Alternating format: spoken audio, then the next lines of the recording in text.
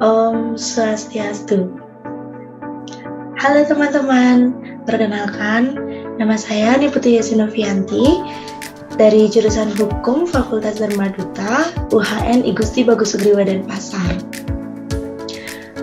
Di video kali ini saya akan membahas materi singkatan dan akronim.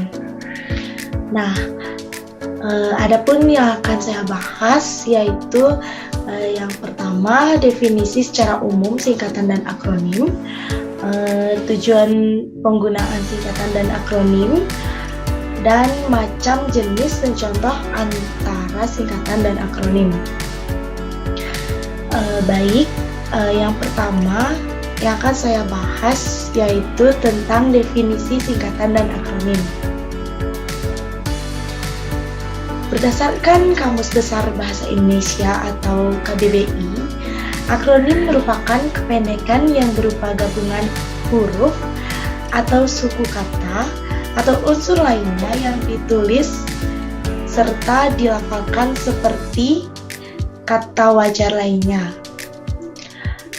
Lalu singkatan secara sederhana merupakan sebuah huruf atau sekumpulan huruf sebagai bentuk pendek dari sebuah atau beberapa kata, di mana penyingkatan bisa dilakukan terhadap sebuah kata ataupun sebagai terhadap beberapa kata. Lalu adapun yang akan saya bahas selanjutnya yaitu tujuan dari singkatan dan akronim. Jadi membahas tentang tujuannya, antara akronim dan singkatan itu sebenarnya sama. Karena pada dasarnya antara sinonim dan akronim dibuat supaya pembaca atau penutur tidak kesulitan dalam melafalkan. Arti kata atau beberapa kata yang panjang dipadatkan, ringkas atau singkat, tetapi tetap mudah dibaca dan juga mempersingkat waktu. Selanjutnya mari kita bahas tentang macam, jenis, dan contoh antara singkatan dan akronim. Macam-macam singkatan dan contohnya, di mana singkatan adalah hasil menyingkat yang berupa huruf atau gabungan antar huruf. Singkatan juga dapat diartikan sebagai kependekan atau ringkasan. Singkatan biasanya digunakan untuk menyingkat nama orang, gelar, sapaan, jabatan, nama lembaga, satuan ukuran, hingga frase. Yang pertama yang akan saya bahas yaitu singkatan dari nama orang, gelar, sapaan, jabatan, dan pangkat. Singkatan nama orang, gelar, sapaan, jabatan, dan pangkat yang diikuti dengan tanda titik pada setiap unsur singkatan. Contohnya seperti A.H.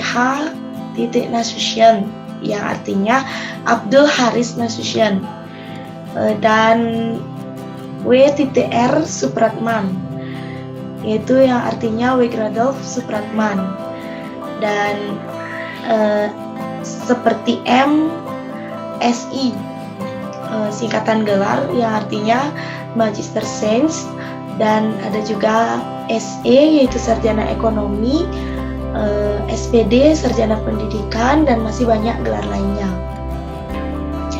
Yang kedua, saya akan membahas tentang singkatan huruf awal setiap kata nama lembaga. Singkatan juga terdiri dari huruf awal setiap kata nama lembaga pemerintah, lembaga pendidikan, atau lembaga lainnya. Nah, singkatan ini harus ditulis dengan huruf kapital tanpa tanda titik. Contohnya seperti NKRI yang artinya Negara Kesatuan Republik Indonesia. Dan ada juga PGRI, yaitu Persatuan Guru Republik Indonesia. Lalu KUHP, Kitab Undang-Undang Hukum Pidana, dan ada juga WHO, World Health Organization. Lalu yang ketiga, saya akan membahas huruf awal setiap kata. Singkatan terdiri atas huruf awal setiap kata, tetapi bukan nama diri. Dan ditulis dengan huruf kapital tanpa titik seperti SD, sekolah dasar, NIK, nomor induk keluarga, dan juga ada PT, yaitu perseroan terbatas. Yang keempat, singkatan yang terdiri dari 3 huruf atau lebih dengan tanda titik. Singkatan yang terdiri dari huruf atau lebih dan diikuti dengan tanda titik yaitu seperti DLL, yang artinya dan lain-lain, DSB yaitu dan sebagainya, DST dan seterusnya, YTH yang terhormat, dan TTD yaitu tertanda. Tapi masih banyak yang saya lihat TTD itu diartikan sebagai tanda tangan, tetapi dalam KBBI yang saya baca, TTD itu termasuk singkatan yang artinya tertanda. Jika kita perhatikan, kegiatan surat menyurat pun tak luput dari singkatan. Umumnya, singkatan terdiri atas 2 huruf yang lazim dipakai dalam surat menyurat, masing-masing diikuti oleh tanda titik. Misalnya, AN yaitu atas nama, DA dengan alamat, SD sampai dengan, lalu ada juga UP untuk perhatian, dan itu pun dari masing-masing huruf AN itu harus disertai dengan tanda titik. Misalnya A.N, D.A, dan S.D. Seperti itu. Lalu yang terakhir, saya akan membahas contoh dari singkatan laman kimia. Jadi, laman kimia juga tergolong singkatan. Contoh singkatan berupa laman kimia yaitu singkatan satuan ukuran, takaran, dan mata uang. Itu pun tidak diikuti tanda titik. Misalnya sentimeter, cm, kilogram, kg, dan ada juga rupiah. Biasanya itu Rp ya. Dan selanjutnya ada macam-macam akronim beserta contohnya. Yang pertama yaitu akronim nama diri. Akronim nama diri yang terdiri atas huruf awal dan setiap kata ditulis dengan huruf kapital tanpa tanda titik. Misalnya PASI, Persatuan Atletik Seluruh Indonesia. Ada juga LIPI, Lembaga Ilmu Pengetahuan Indonesia. Masih banyak juga yang lainnya seperti LAN, Lembaga Administrasi Negara. Jadi itu saja. Dan yang kedua, saya akan membahas contoh akronim nama diri yang berupa gabungan suku.